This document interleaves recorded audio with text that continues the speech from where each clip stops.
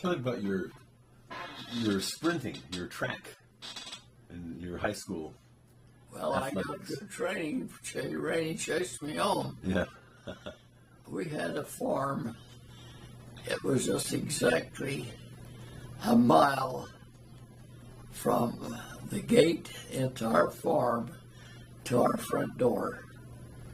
And in the fall or late summer, every night I'd take and ride one horse and lead three and take all four horses out and turn them loose and just graze on the alfalfa that you couldn't cut anymore. And I would do that.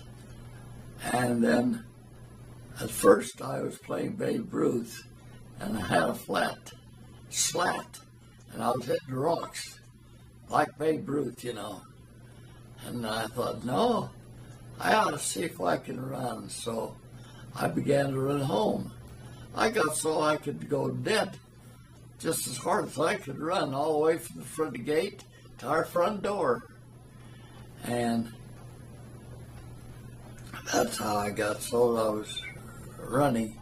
And then when they had the trials in high school, I got in the 100-yard dash from our high school, I won it.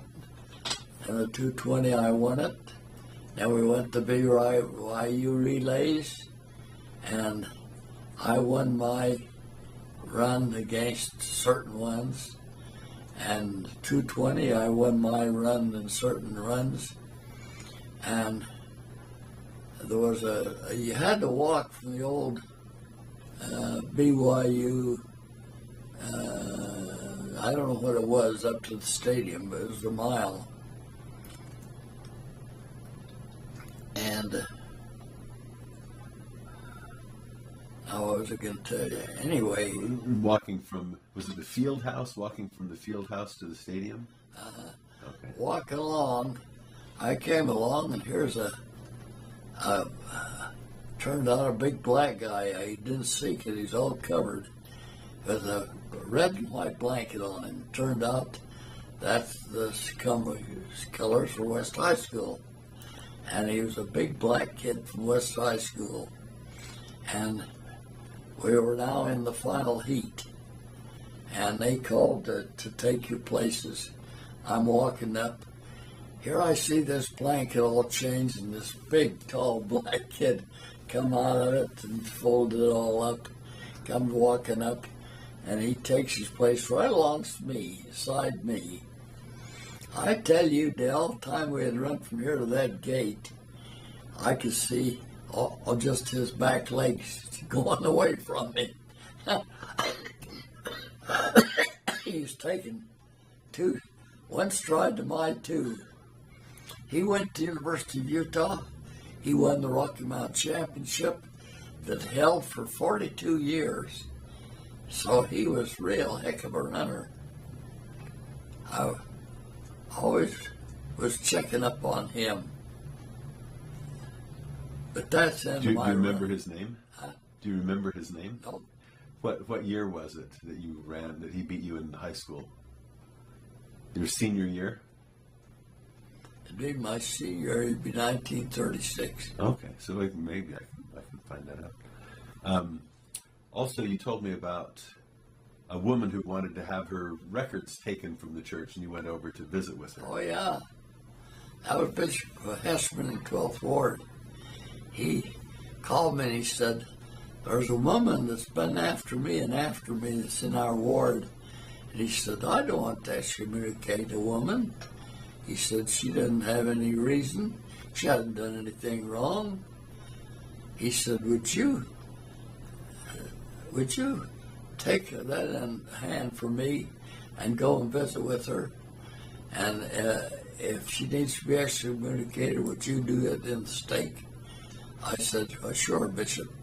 Now, my philosophy has always been, in or out, if you sincerely want to get out of this church, what kind of a church has been that's going to hold you by the neck and make you stay, you know? I had a stake president down in Liberty Stake that called me on the phone one day, and he said there's a man moved from my stake that now lives up on McClellan Street, and he said he wants to be excommunicated from the church. But I'm not excommunicating people in the church. I'm not a stake president that's made to excommunicate people. I want to baptize people. But he wants to get out, and he swears and everything else. So he gave me his name and everything. I went over to see him. And when I got over there, knocked on the door, he came to the door, and I said, I had a call from President so-and-so over Liberty Stake. Said, do you want to have your name removed from the church record? Damn right I do, he says. He said, but the SOBs, I've been trying for 5 years. They won't even listen to me. I said, well, that's what I came to do, to listen. I said, let me hear you say it again. You want to be excommunicated, that is, you want to have your records removed from the church, is that right? He said, that's right. I said, you're right, and I'm right here to tell you that's going to happen. Be 2 men come to visit you tomorrow night, and by this time next week, your records will no longer be in the church. Sitting at a little sewing machine over there, a treadle sewing machine, was his wife. And she said, not me, that's just him, because I want to stay in the church. And I said, this got nothing to do with you. Your records and everything will be right there.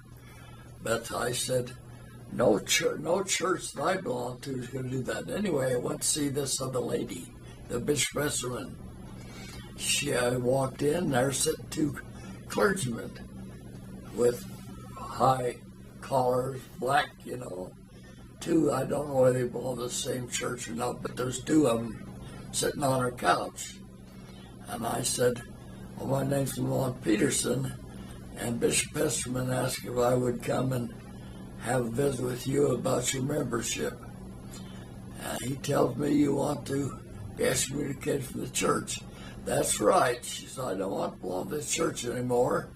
I'm already going to their church. I said, well, that says to me that you no longer want to be a member of the church. Is that right? That's right. I said, all right.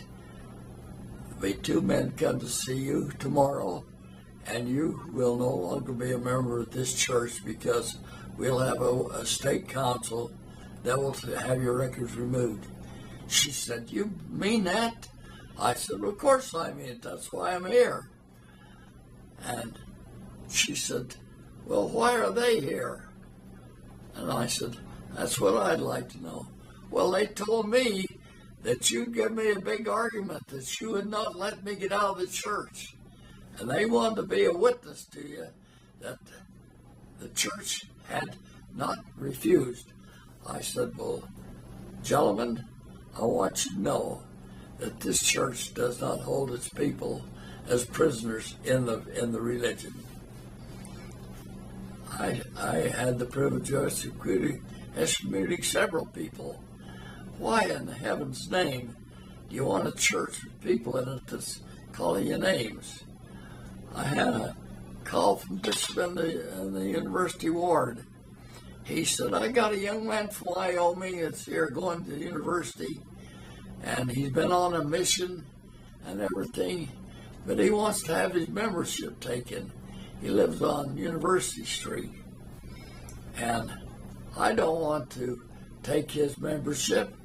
He's a father and mother, faithful people over in Wyoming. So he gave me his name. I went up, rang his doorbell. He lived in the basement apartment, running around with a beard and flats on for shoes. There was a leak someplace in a Ford drain, and there was wet around.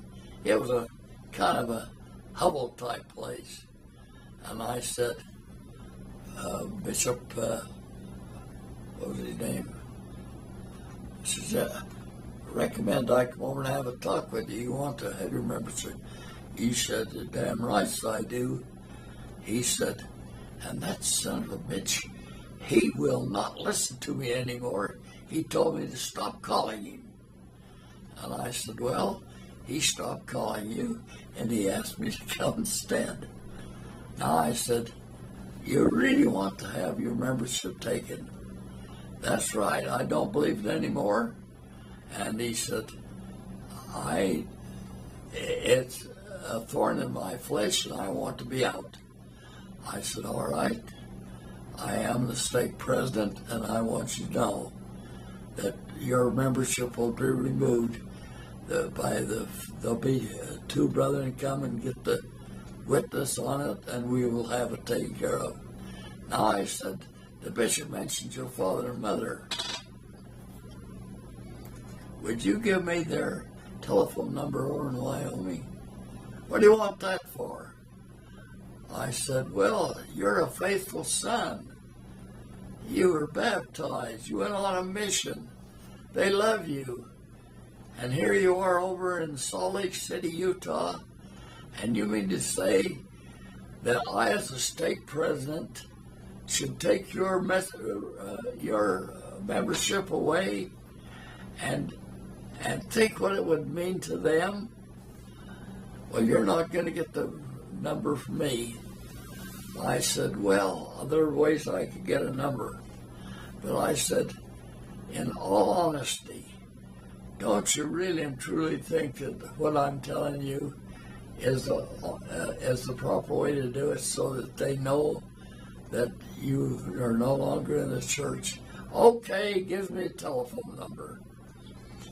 So I come home and call him on the phone, and the woman answered. She said, Dad, it's for you.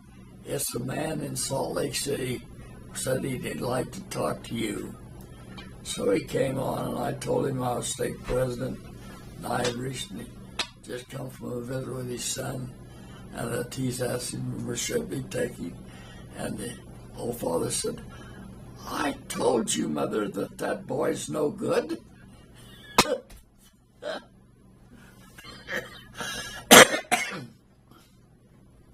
I said, it's not a case of he's no good. It's a case of his own volition, own desire. He wants to be out, and his way of life has changed different from when he lived in Wyoming or when he lived in the mission field. I said, my theory is, if the spirit is really deep enough, the day will come when he will say, I believe it's time to go home again. And I hope that is the blessing. But in the meantime, I want you to know, I'm not with any anger or anything at all. Take your son's membership. But I do believe if he has that deep a right to have it go, it should be taken. Thank you, the father said. I appreciate your phone call.